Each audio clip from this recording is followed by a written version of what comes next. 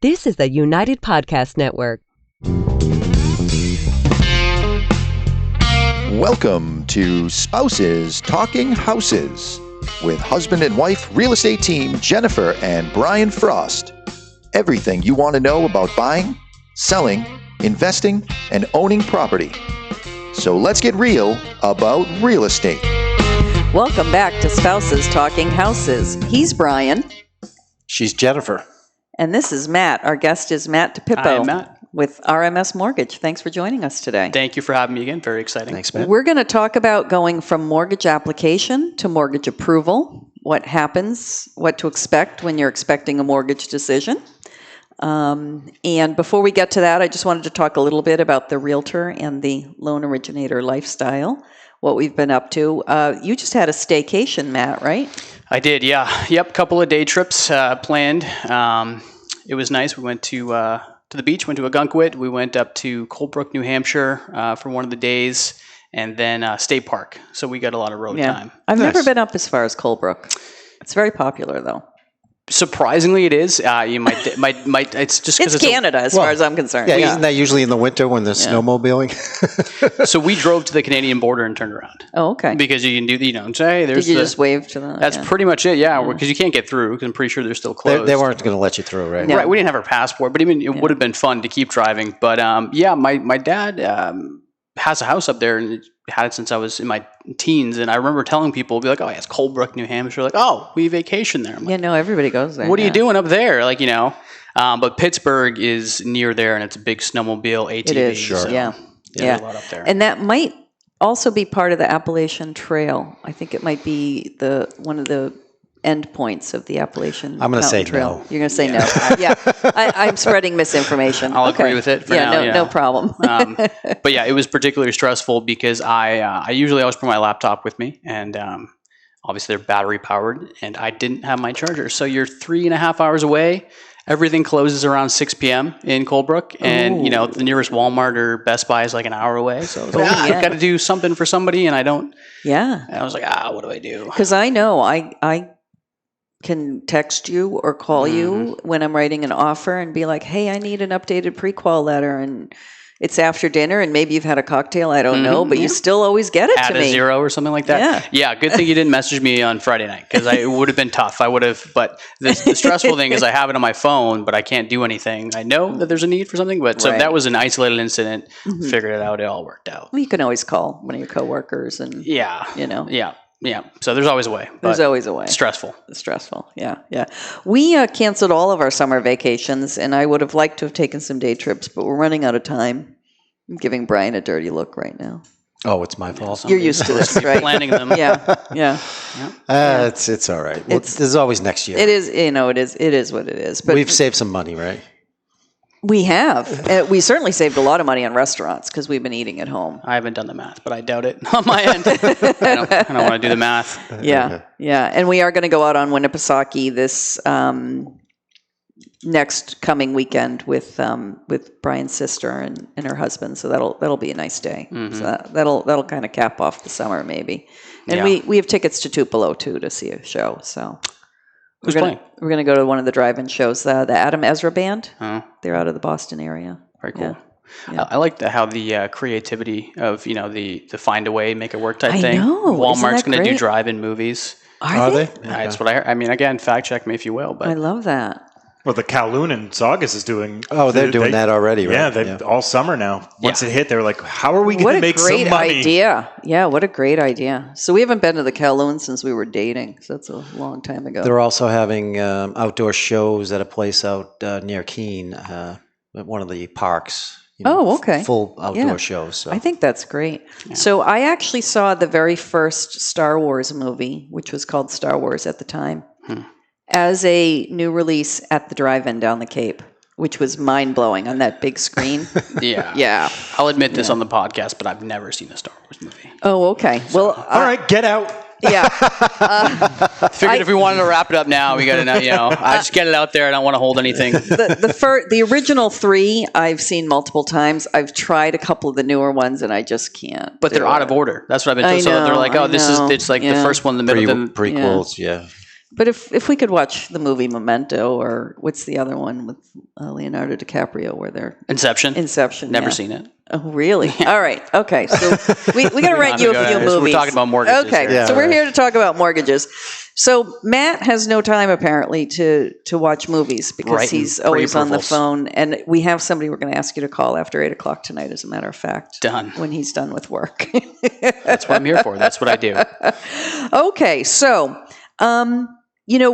what we're gonna talk a little bit about what happens once somebody goes from application to approval, because I'm not sure that they always know what to expect. But there's also a fair amount of confusion about the getting ready part. So can we talk about before your borrower makes a full application?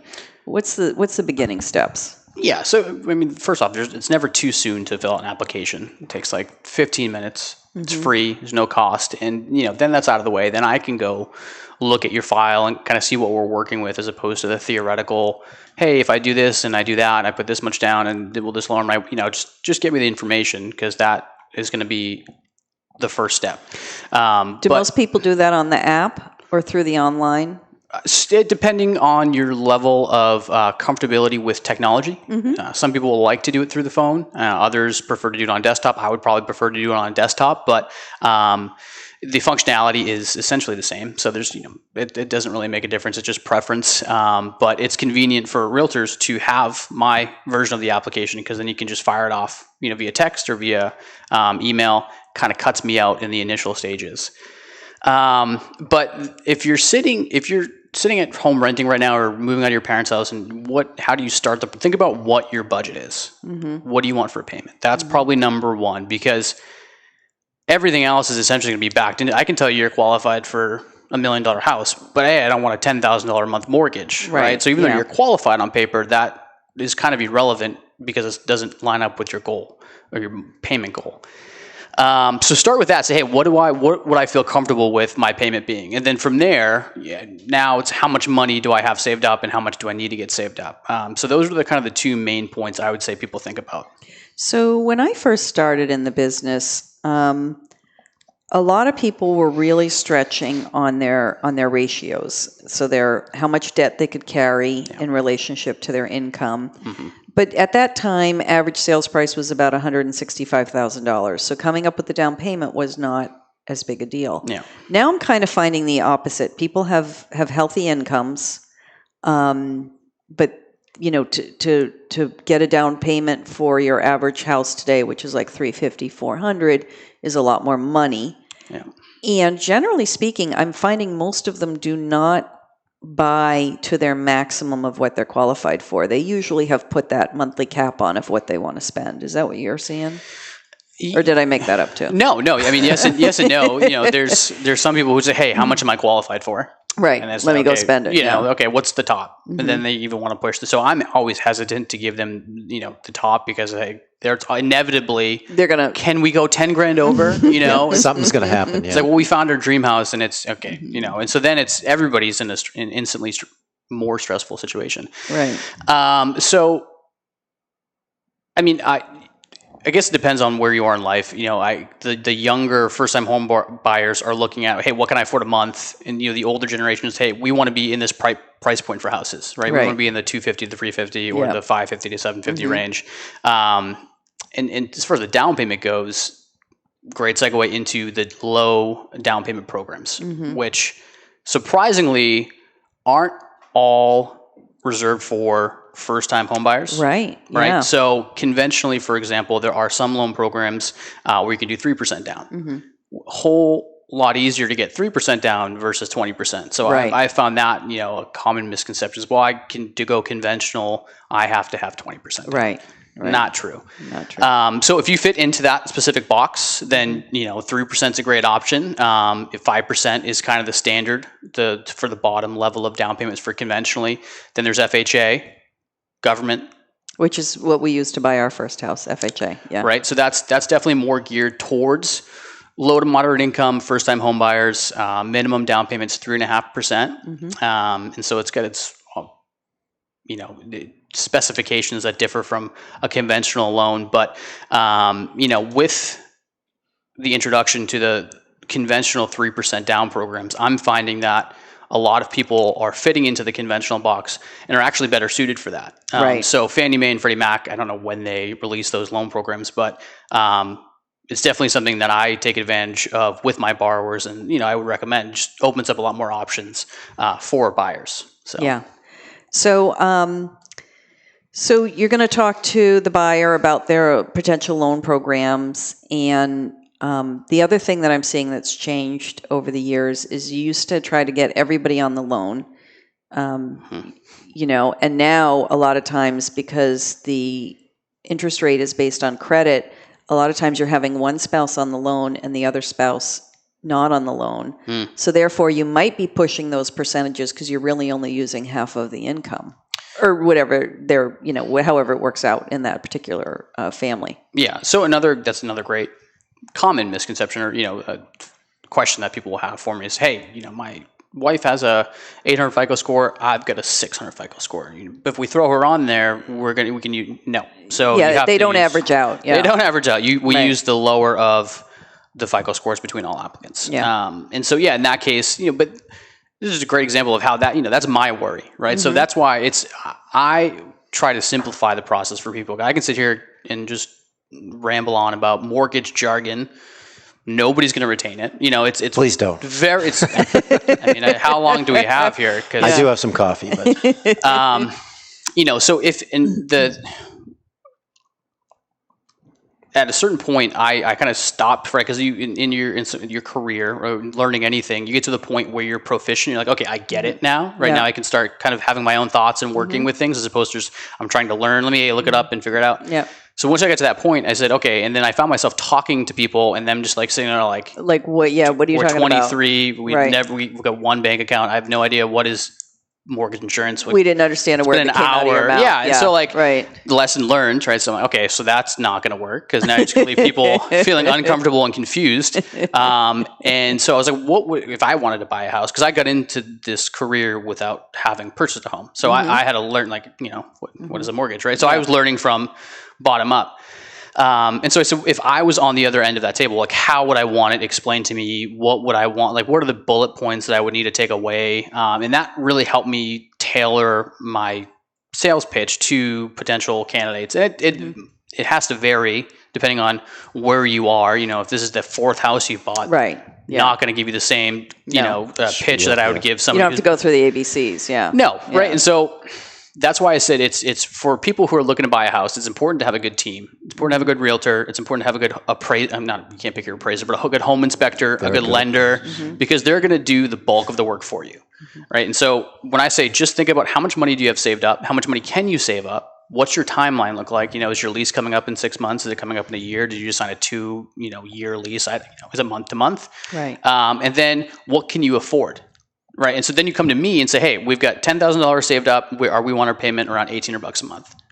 Great, I can do that. And so now my job is to sort through all of these loan programs: FHA, USDA, conventional, and all the subsets of those, New Hampshire housing, cash assistance, and say, "You've provided me with this information. Based on that, and what your goals are, I think we'd fit into A, B, and C." Right. And now I've narrowed all of that, just a bunch of junk that might not be applicable to you, to those, and I can explain to you, hey, these are the pros and cons for this one, this is the pros and cons of this one, what do you think? Right. And then we've got financing picked, and that's basically the way we work with buyers too, is like we talk about houses, and pros and cons of this versus pros and cons of that, and the same thing with offer strategy.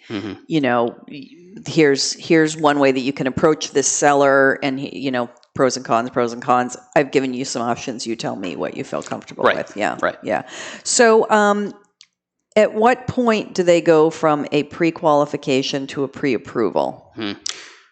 So, admittedly, I had to do some extra research for this, because this is, I knew the answer. Right? I thought I knew the answer, and you're telling me that's what I mean. So okay. The answer is, I think it depends, right? I haven't found a source that said this is the legal definition of a pre-approval versus a pre-qualification. The general consensus of what I'm finding, and what I understood and what you probably understand, is the level of review that goes into your file before a letter is generated, right? Yeah. So pre-qualification, loosely defined, is you stating how much you make, how much you have, and that's, I guess, that's pretty much it. How much It's you a make, phone conversation. It's literally, hey, Yeah. I've got, I make $4,000 a month. I've got a 800 FICO, and I've got $20,000 to put down. What would I qualify for? Right. Okay, based on that, you would qualify for this. Pre-approval is a different level, and again, it's not clearly defined, but it's loosely defined as having reviewed documentation sent in. So whether that's an underwriter reviewing it or just a mortgage professional, i.e. me reviewing it. Because I thought underwriter was the key word. So you're saying that that's not necessarily it. Once an underwriter reviews it, that's now a conditional approval or a commitment, right? So that's kind of the steps. Is you start with me. Hopefully I don't mess it up. You go under a contract, get the rest of the items needed for the initial review, and then you go to an underwriter. And the underwriter is kind of the gatekeeper, the last line of defense to make sure that you check all of the boxes as a borrower and you're qualified for the loan and loan amount. And so by that time, we're already pretty far into the process, about halfway through. Yeah. And a big part of that verification is, somebody may say, I make $4,000 a month, but you've got to see, is it overtime? Is it bonuses? Is it commission? Is it repeatable and regular? Or is it self-employed and there's expenses getting taken out of that, right? Yeah, made all those mistakes, so it's you learn from doing, and that's how I've always learned. Is just in order to apply it, I have to experience it. And so but again, that's my burden, right? As a homeowner, it should be a smooth, seamless transaction. We want to buy this house, and tell me that it's going to work and how it's going to work and what are my options. And so now I say, okay, well, I make $4,000 a month, but I'm self-employed and I've been self-employed for 6 months. Let's pump the brakes, right? So I have to ask those qualifying questions to make sure that I'm not allowing you to put yourself in a position that into a contract where you now have to back off, right? And maybe you've paid for home inspection and written a check for a deposit and given notice to your landlord and all of that. And selfishly, I've got, after that, I have 6 people calling me, yelling at me, saying, what did you do? Right. What did you do? Right. And me personally, I can only speak for myself. I, just because of having, the experience that I have, will typically put extra work in up front, even though it may take a little bit longer for me to get that out to you. Hey, we're putting in, we saw a house, we want to put an offer in an hour. If you say I'm self-employed and I don't know what my average is, I don't have my tax, I do not feel comfortable, and I don't want to put anybody in that position where I'm just going to wing it and hope for the best. So I'll usually go the extra step and say, okay, well, send me this, and once I can calculate that, then I can see where we're at. Because yes, you may want to put the offer in, but if I let you do that and now it doesn't work, we've done 8 people a disservice, and everybody's backed into a corner. One of the things that I appreciate about you is that up front, I like to know that the red flags have been identified up front and that you already have a plan going forward. That makes me feel much more comfortable about the whole process. So you're a problem solver, and I appreciate that. And we've worked with RMS for a long time, and they also have a reputation for that same thing. We're going to try to find a way around this. Once upon a time, long time ago, I was a loan originator. I knew that. Okay. That's why I got to be careful what I tell you. Say, yes, I can smell. I got to take the fluff out. I can smell the fluff. Yeah. But an ironic thing happened, which was at the time, they're no longer in business. Bay Bank was the number one lender in Massachusetts. They might have been the number one lender in New England at the time. And they were a deposit bank and very popular. And I had somebody who called me up. I worked for a mortgage company and said, the woman at Bay Bank told me to give you a call because I had made application there, but they told me I have to go to FHA, and you do FHA. So I was like, fine. Well, Bay Bank did FHA, but they were so far up their own butt, they didn't even realize that. Because, you walk into a bank branch and you get somebody who has really another job, and there's just a file drawer where they're supposed to pull out the loan application if somebody says, I want to apply for a mortgage. There are some local deposit institutions that have really good loan officers, so I don't want to paint the same brush. But there's several that work under that old model that as soon as I hear that name, I screech, put on the brakes, don't do it. because I want somebody like you who can foresee what's going to happen down the road and address it up front. Yeah.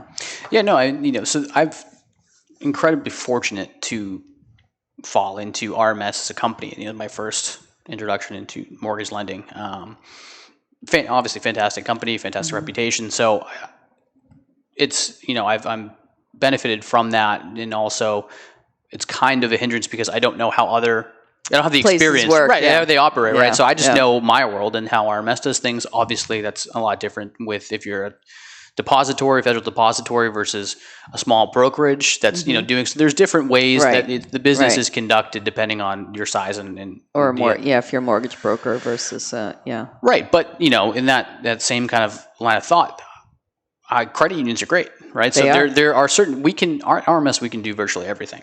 There's not much that we can't do, but in those instances where I say, hey, this is kind of outside of the scope of what I have for loan programs, I've got contacts at Eastern Bank. I've got contacts at St. Mary's that I've, relationship with other loan originators. I say, hey, I've got so-and-so. Can you help them out? Or, it might not be, we don't do home equity lines of credit. So somebody might come to me saying, this is our goal. We want to do this. And to me, that sounds more like you're looking for a HELOC. We don't do those, but here's my, so there's a place for absolutely everything. Exactly. Yeah. Nobody can do everything. Right. Yeah. Right. And I'm also a big fan of the credit unions and the savings and loans when it comes to mortgages. So, what triggers a full application? So when I write a contract, I say the buyer is going to make loan application within 3 days. The contract, by the way, is a little outdated because the way that it's written up is sort of based on how things used to be before you had a lot of these conditional approvals that just get updated throughout the whole process.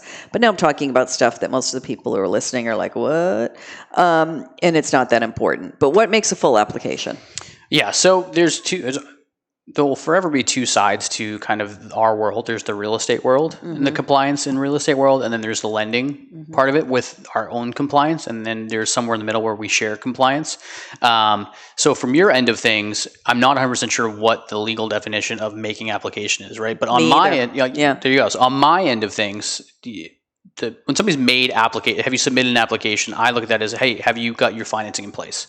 But when we trigger an application, there's disclosures that are now required to be sent out. There's certain pieces of information that have to be filled in. The loan amount, the property address, purchase price, things like that. So once we have all those components, usually the last piece that I'll input that will then trigger the ball, rolling, so to speak, and all of the legal disclosures going out, the loan estimate and the, initial application is the property address. Right. Because everything else up till then, you don't know where you're buying your house. Yeah. And that was kind of a hot button issue when the regulations changed with TRID and, a few years ago. They're like, hey, all these fines are cut if we don't do the things correctly. What is the actual application? So if somebody's looking at a house, hey, can you run me numbers on 123 Main Street? Are they technically, now do we have to send them a whole set of disclosures for that property?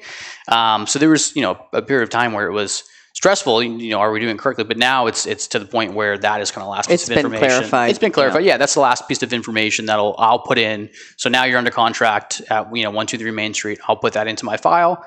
Then I'll trigger my operations to send those. So I usually send you the signed PNS. I usually send you the signed PNS the same time that I send it to the buyer, so that you're one of the first people that are notified. So you can go ahead and and you know anyway because you just did the letter that went with the offer. Right. But there are oftentimes we do those letters and the offer does not get accepted in this market. Yeah. Especially nowadays. Yeah.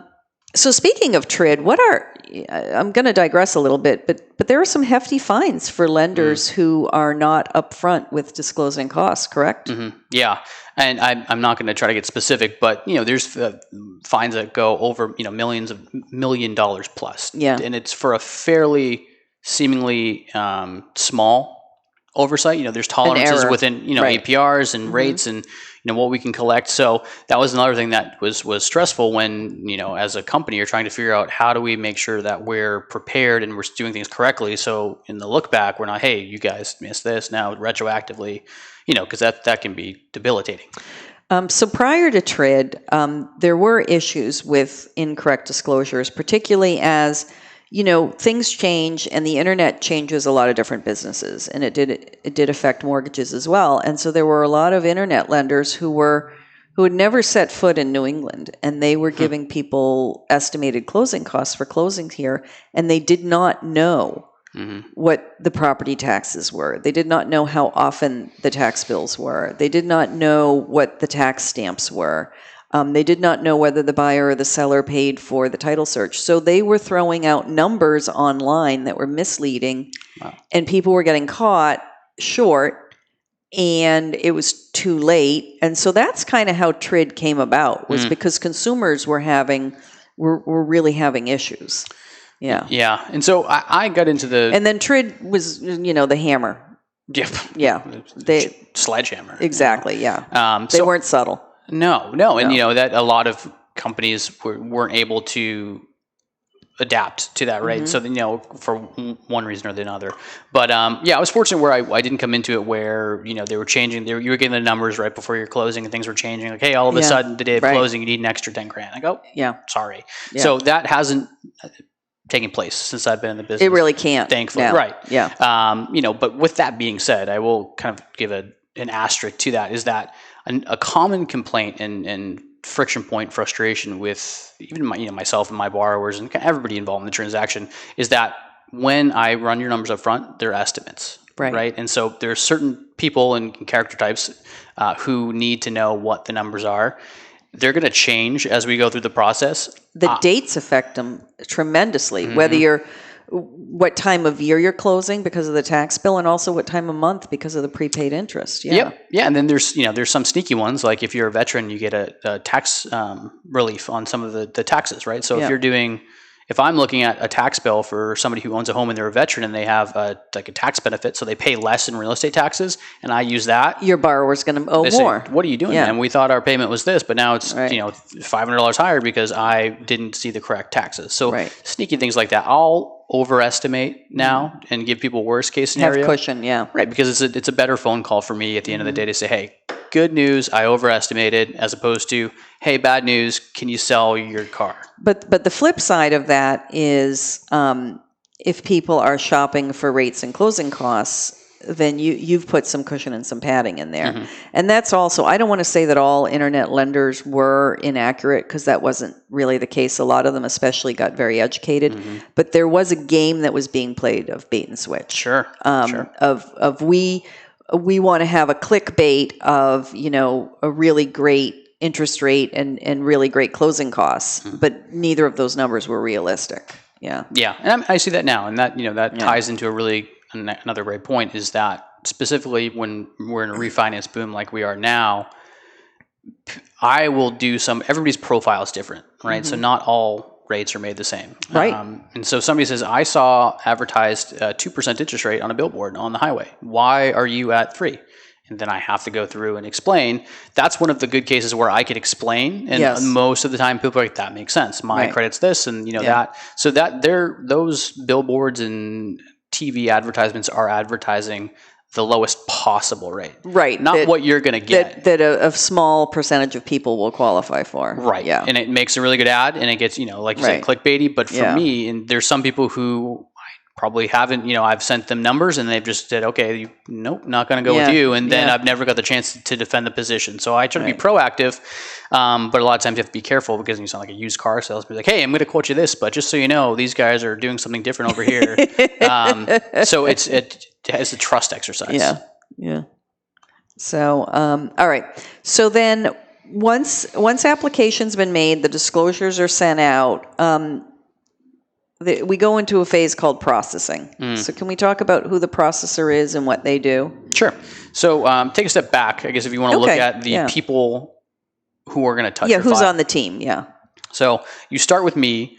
I am the loan officer, loan originator, who makes sure everything's good to go, and then I help you get under contract. I work in tandem with your realtor and everybody else throughout the process. After you're under contract, congratulations, that's when the process starts, right? So there's a whole back-end operations team that really do 98% of the work. Yes. And so they're the ones putting the file together, working with underwriting, making sure we have the correct documentation in the file, making sure that our timelines and deadlines are met, and a lot of times reaching out directly to the borrower.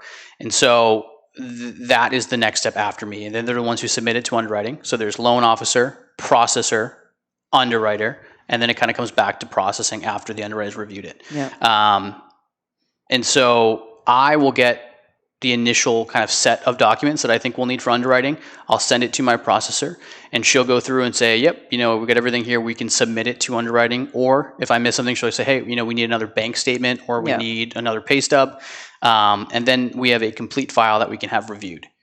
Once it's reviewed, underwriting will come back with a conditional commitment letter, which should be on or before your commitment date per your contract. Should be pretty close. Yeah. Should be pretty rapid. Yeah. Should be hopefully before that, but sometimes we get it the day of. And so then that's basically saying that. It's so funny you get stressed about that. I get stressed about everything. It's very stressful, so you got to hide it. That's what I mean. We got to make it smooth for the borrower, but a lot of it's just on me and got to make it work. Yeah.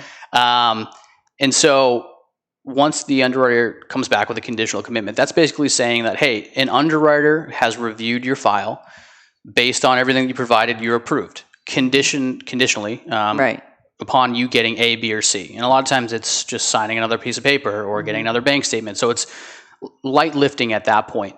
And then we get those items in, send it back to the underwriter for final review, and that's theoretically when we should get the clear to close. So I think the most common frustration point or pain point that I run into with buyers is that they've sent stuff in, and then after the underwriter sees it, there's a reaction to the stuff they've sent in, and they'll go, oh, well, you've had it for 2 weeks. Well, yes, but it's just been building the file. Until the underwriter looks at it, you're not going to get that additional request. Yeah. And so I try to prepare them for that. Right. And part of that, admittedly, is human error, depending, because a million emails come in and say, you did send me that, but I missed it, so sorry for making you send it again.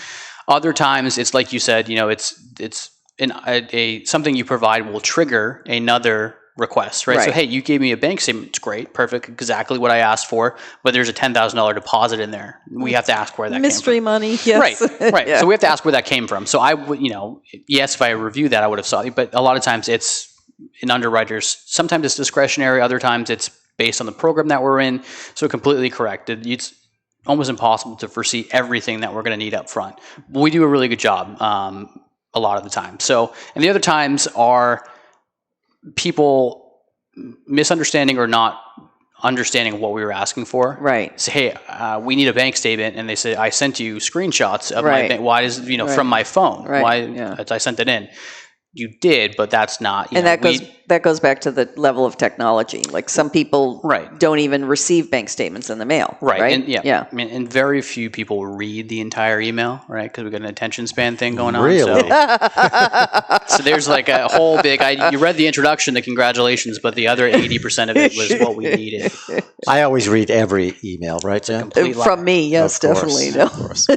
Every word. Yeah. Spouses that email each other. Yes, we do. Professional household. Yes. Well, he wants precise, detailed, clear instructions, and then he won't read the email. Wait a minute, rants was last was week. A different one. Okay, sorry. You can get a zing in at me if you want. All right. You got to keep a point score here, a scoreboard. Yeah. Yes. Yes, I think does every marriage have a scoreboard? I don't know. I don't know. I just know I'm in charge. That's all. Yeah. It's a pointed question. Put him on the spot. Putting him on the spot there.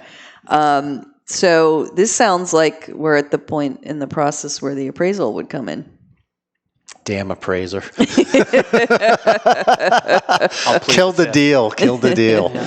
No, I haven't seen too many deals getting killed by appraisers these days. Knock on wood. I mean, the market is still thriving, so there's really prices are still appreciating in most markets. That's what I'm finding. So, I know there are some appraisers out there that are probably being a little conservative because of the COVID-19, but it's generally, you're analyzing the market conditions. You have to go with what the market's doing. Yeah. Even if it sounds crazy. Yeah. Well, I don't know. The last couple of multiple offer situations I've been involved in, numbers have been coming in higher than the realtors think that the appraisal is going to come in at. And and they worry about that, of course. And so we're having conversations right up front at the offer stage saying, if this doesn't appraise, is the borrower going to make up the difference, or are they expecting the seller to roll back the number or whatever? Because somebody could come in with a crazy number in a multiple offer situation, get the house, and have no intention of paying that because they're expecting the appraisal to kind of save them. And so the seller doesn't want to fall into that trap. Yeah, I wouldn't depend on the appraiser. I wouldn't either. That's all I'm saying. Because that's a third party with an independent opinion of value. So, it's a smart strategy. Set the bar low. Exactly. Yeah, that's good. No, I get that question, and sometimes I'll defer it, to you, because I'll say, hey, what happens? There are some people who are very stressed out about appraisal. What if it doesn't appraise? Right. Say, hey, that happens sometimes. They're like, it does. I'm like, yeah, it does. Yeah, but of course. The way I explain it, and you can correct me if this isn't the way I should be explaining, but I say, if you look at it from a seller's perspective, unless somebody's going to come in with cash, the house is worth what it's worth for the most part, right? So even if they back out, you lose the house or whatever, they're going to have to put it back on the market. And if they're getting the other buyer is going to get... The next buyer is going to need an appraisal too. Right. So the odds, so if from a logical point of view, it says, well, okay, I'm going to put it back on. Is it going to come in another, $20,000 higher if I get a different, maybe the different appraiser, like you said, will come in a little bit higher. But at that point, we're already pretty far along in the process. And what is lost by doing that? From the seller's perspective, a lot, because now you have to find another buyer, and you have to go through the whole process again, push out the closing date. So I say, if you're in their position, would you do that? Or would you say, hey, my house is worth what it's worth? Let me be reasonable and rational. Yeah. And I think if you just let the process play out, that is how it happens. It's just in the multiple offer situation, when you see crazy offers, the seller and the realtors are having a conversation saying, you can accept this offer, but you're probably never going to see that amount of money. Right. And then in other cases, the buyer is either volunteering or they're being asked to say, look, if it doesn't appraise, I have a certain amount of money that I'm willing to throw in. But then after that, it's going to be on you, Mr. and Mrs. Seller. Right. So, just this market is just like every house seems to be going a little bit higher than the last one. Yeah. Yeah. Yeah. It's a great time to be a seller. Yeah, it's a great time to be a seller. They all want to have somewhere to go, though, and so that's the sticking point. Yeah. It means we're close to the bubble. It does. Well, that's so from an appraiser's perspective, okay, yep. I don't have a crystal ball, so. Yeah. No, I'm just saying there's pent up supply because the baby boomers have not transitioned yet. So there's pent up supply. Anyway, transition in my is an interesting opinion. word, to the afterlife, or to a smaller home. To a smaller home, but from the waterfront or the mountains, or whatever, Florida, wherever. No. Go ahead. From an appraiser's perspective, obviously there's a supply, and this is just me asking a question because I'm curious. The supply and demand factor, I guess, it has to be part, right? So, of course, what is reasonable for sure. But at a certain point, isn't the sum of the parts kind of like argument where, hey, this is just wood and some shingles and some siding, right? So how do you factor in the supply and demand compared to this house is just, it is what it is. If you were to build this house, it'd be X, but because everybody wants it, sure, it's now going to be this. Yeah, I'm analyzing the effect. Market value is definitely a willing buyer and a willing seller. Whatever they decide the property is worth, that's market value. Interesting. But you do have to comment on cost approach for a bank appraisal. In most cases, you have to comment. Like a replacement cost, right? Whether you used it or not. The problem in this market is that there are no land sales either. Right. So unless you have really good land sales and you can say this lot unimproved is worth $125,000 or $150,000 or whatever you think it's worth, unless you can have good data to support that, it really makes no sense to do a cost approach. Oh. And then, and depending on how old the house is, unless it's close to new or a couple of years old, figuring out depreciation is extremely difficult in any market. Mm-hmm. Right. You have functional depreciation, you have external depreciation, and then you have the physical depreciation. So, I mean, how accurate can that really be? You're usually using the cost approach to back up the sales comparison approach.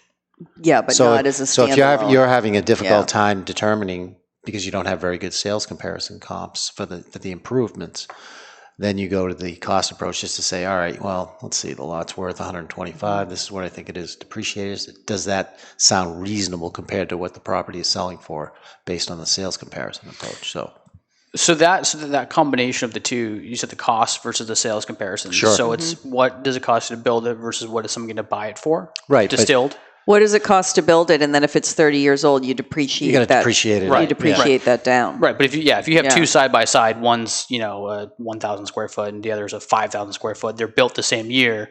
Cost approach is often going to differ because they correct. Yeah. Well, of course. Yeah. So. Yeah, and appraising is not a science. If you have 10 appraisers go out to the same house on the same day, they're all going to come up with slightly different values. But hopefully they'd be within 3 to 5% of each other. You would hope. Yeah. Another interesting question that I get on the refi and even just in normal conversation is say, hey, well, adding putting money into your bathroom isn't going to get you more for your house. And this is another real estate question too. It's like, we'll put a deck on because that's going to increase the value, or add another bedroom, or add a garage. You know what I mean? So I've never had a good, because I'm not an appraiser, so I said, I don't know. What do you know? Well, I don't always know either. I know there's certain improvements that you're definitely not going to get your money back, and that's in-ground pool, basement finish. Finished basement, yeah. Interesting. Everybody loves a finished grade. basement. Right, but yeah. So anything below grade doesn't count. Don't throw in $60,000 into your man cave in the basement because it's only going to be worth $5,000 or $7,500. When somebody comes to appraise it. So the National Association of Realtors does a survey every couple of years, cost versus value, and they break it up into regions, so like the Northeast, the Southwest, that type of thing, and they'll say, mid-range bath remodel, high-end bath remodel, low-end bath remodel, and they'll kind of say what's the average cost and then what's the contributory value.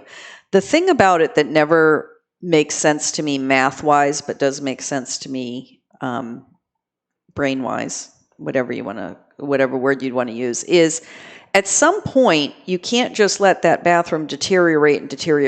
Right. So at some point, the money you're putting in is just maintaining the value of the house. So if you put $7,000 into remodeling your bathroom, you may have added $4,000 to the value of your house, but you also protected the value of your house. You're not losing money. So you shouldn't be losing money. And this is, in this market, I'm going to make the exception for the fact that lumber prices are going crazy. But this might be the first market I have ever worked in where it could be more, a better value to buy new construction than to buy resale.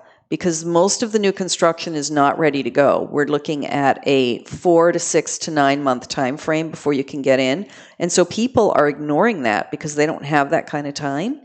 And so they're just throwing extra money at the resale properties that then may also need some remodeling. Yeah.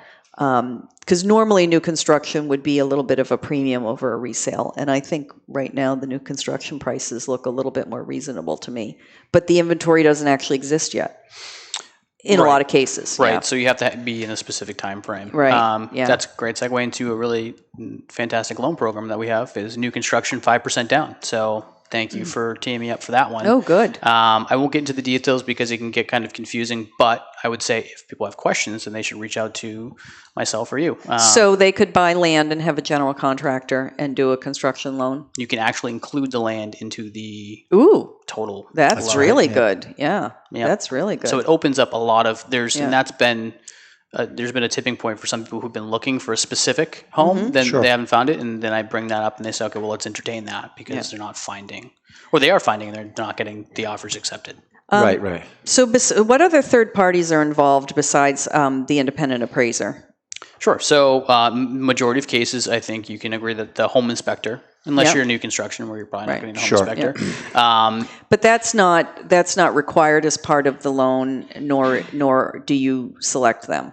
Correct. Yep. So there's services you can shop for and services you cannot shop for. One of the big ones that you cannot shop for is an appraiser for obvious reasons. Because they're supposed to be independent. Because they're supposed to be unbiased, independent, and not have any stake in the transaction itself. But the home inspector is somebody that you can shop for, and I would recommend always getting a home inspection. I think you. Me too. Echo Yeah, that. I don't like when people waive home inspection. Sometimes you have to be competitive, though. I've heard that I a know. lot. Sure. Waiving I know. appraisal, I home know. inspection contingencies. Happens every day. But it's a dangerous game. It is. Yeah. And so, there's the loan officer, realtor, home inspector, underwriter, processor on my end, and then there's also the title company or attorney, depending where you are and what state you're in. Massachusetts has attorneys, and then New Hampshire has title companies that will handle the legal end of things. So making sure that the title search is done, that there's no undischarged or disclosed mortgages, and the person selling your house actually has the right to sell your house.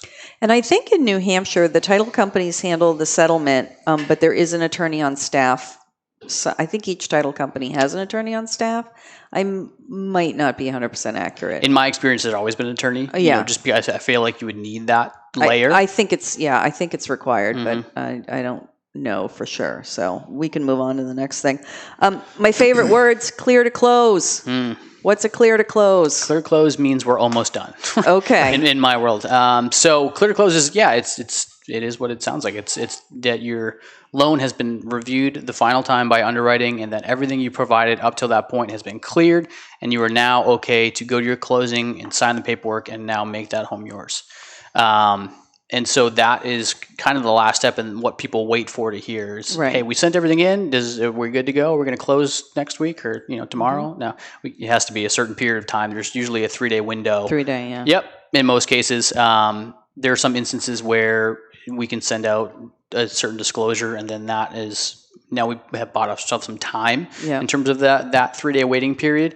But that's when, once we're clear to close, that's when you get all the final numbers. So that's when, down to the penny, how much you're going to need for closing, what your payment's going to be, what the taxes are, everything's verified by that point. And then it's just a matter of you signing it, depending on when it gets sent to you, reviewing it, making sure you're okay with that, and then preparing yourself for the closing. So that 3-day TRID disclosure, is that 72 hours? Is that 3 calendar days, 3 business days? Yeah, great question. So 3 business days and Saturdays count. And so I always will use a calendar just to check myself, but it's from the day that you received it, then the clock. So I receive it on a Thursday. So it's 3.5 days.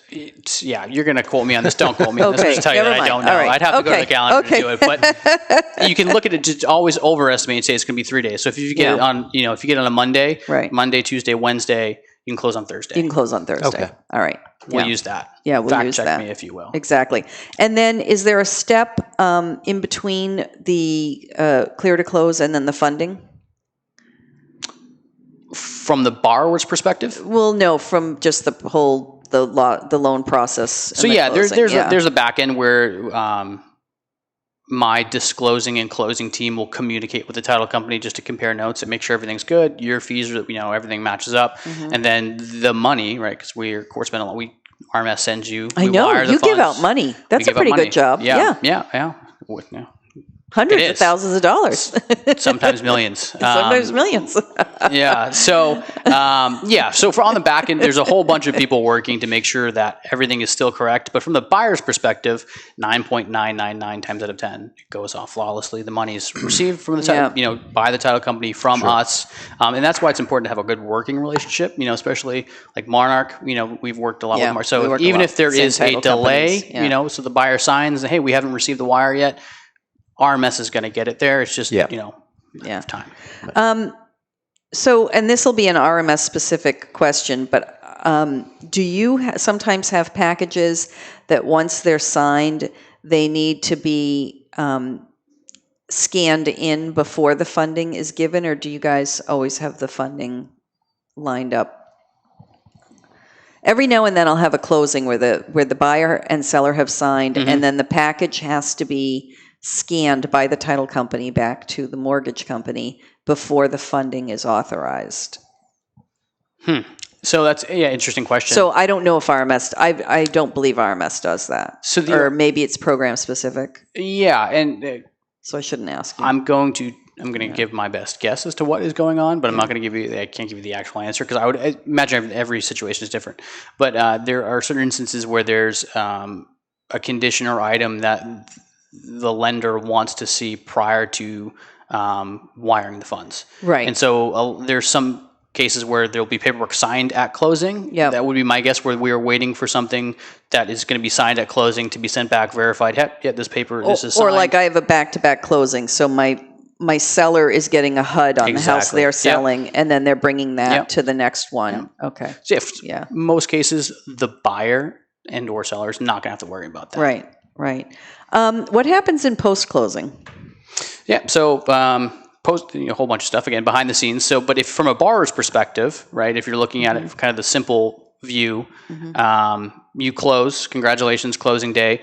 Normally, your first payment is due the month after you close, right? So if you close September, then there's October, your first payment's due November 1st. Right. And then from the first, again, most times, not all times, but the first it's due, you have a 15-day grace period. After that, it's late, maybe penalties involved. Sure. And so a common question that I get from, again, more RMS specific is, who do I send my payment to? Right. And so on the back end, once your loan is done from your end of things, and you're in the house painting walls and fixing cabinets and stuff like that, some of the loans will be transferred to a different servicer, right? Bundled up to a different investor. Who all that means is that the servicer, you're now making your payments to that person. Right. So I don't go away as a person. My servicing's now with Wells Fargo, so now I have to call Wells if I have a question about refinancing. Please do not do that. Call me. I'll gladly give you the information about refinancing. And so if you haven't received, you'll get in the mail, it's called a transfer of servicing notice, saying your loan is now with XYZ servicer. Right. You can go online, set up automatic payments, and you're good to go. If you don't get that, then just send your payment into the nearest RMS office. Sure. And you should usually get a coupon. You guys will take care of it. We'll take care of it. Yep. Okay. That's only if you haven't received. If you missed it and you still sent it in to us, you sent the payment in, there's going to be a record of that. So it'll get taken care of. But that's kind of the best thing. Say, hey, we haven't received it yet. Send your first payment to RMS. And again, it'll come in the mail. But I've had people email me, and then I'll just reach out to my customer service and say, has this loan been transferred out yet? And they'll either say, yep, it has been, or nope, RMS is keeping it, or they'll send their first payment to RMS. Okay, great. All right, good.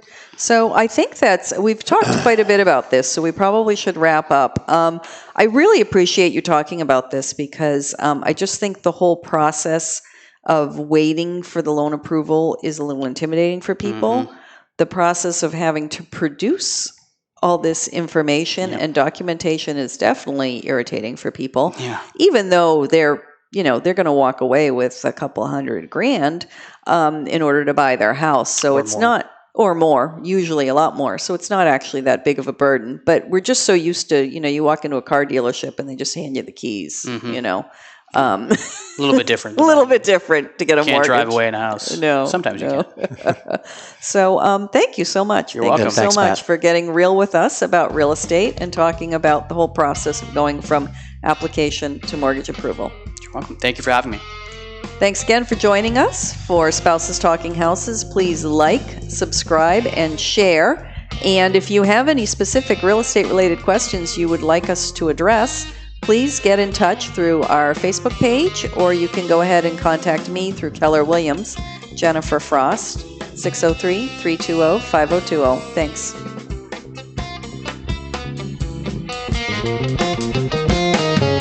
Music courtesy of the Eric Lindbergh Trio. Please visit his website at www.ericlindberghworld.com. Jennifer and Brian are licensed to practice real estate in New Hampshire and Massachusetts. Brian is also a certified general appraiser in New Hampshire. They are not lawyers, accountants, home inspectors, or therapists. Real estate customs and rules may be different in your area. Each Keller Williams Realty office is independently owned and operated. The realtor name is trademarked to members of the National Association of Realtors. If you are currently under contract with a real estate agent, this is not intended as a solicitation. Views expressed on this podcast by Jennifer may not be shared by Brian and vice versa, nor are they necessarily the views of Keller Williams Realty. The views and opinions expressed by the hosts, guests, or callers of this program do not necessarily reflect the opinions of the Studio 21 Podcast Café, the United Podcast Network, its partners, or affiliates.